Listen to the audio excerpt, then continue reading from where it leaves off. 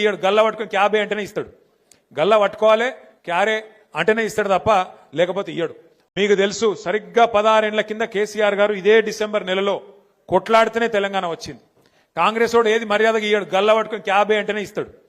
గల్ల పట్టుకోవాలి క్యారే అంటేనే ఇస్తాడు తప్ప లేకపోతే ఇయ్యడు.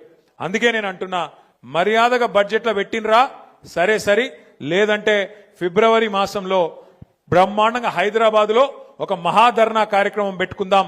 ప్రభుత్వం దిగి వచ్చేదాకా వాళ్ళు ఎంబడబడదామని చెప్పి కూడా నేను విజ్ఞప్తి చేస్తా ఉన్నా. ఇంకా కొన్ని ఆలోచనలు కూడా ఉన్నాయి.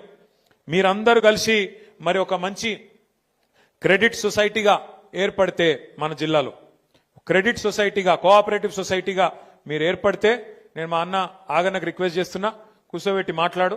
కొన్ని దగ్గరలో చేసినట్టున్నారు. సొసైటీకి ఏర్పడితే కొన్ని లాభాలు కూడా ఉంటాయి. కొన్ని మైక్రో లోన్స్ వస్తాయి.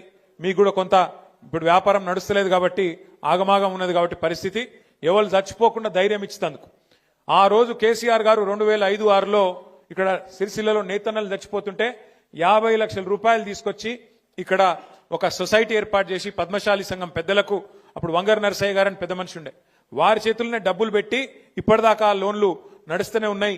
వేలాది మందికి లాభం కూడా దాంతో జరిగింది. ఎవరు చచ్చిపోకండి, తెలంగాణ వచ్చినాక నేను కాపాడుకుంటా అని చెప్పి ఆ రోజు ధైర్యం చెప్పిండు కేసీఆర్ గారు.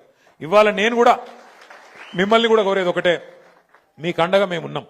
కష్టమైన నష్టమైన ఒక సొసైటీ ఏర్పాటు చేసుకొని దానిలో కొంత మూల నిధి పెట్టుకొని తప్పకుండా సూక్ష్మ రుణాలు అంటే మైక్రో లోన్స్ ఇచ్చుకొని మీరు ఎక్కతక్క మళ్ళీ ఆగం కాకుండా ఎవరికైతే అవసరం ఉందో వారే నడుపుకునేటట్టు ఒక సొసైటీ లెక్క ఏర్పాటు చేద్దాం.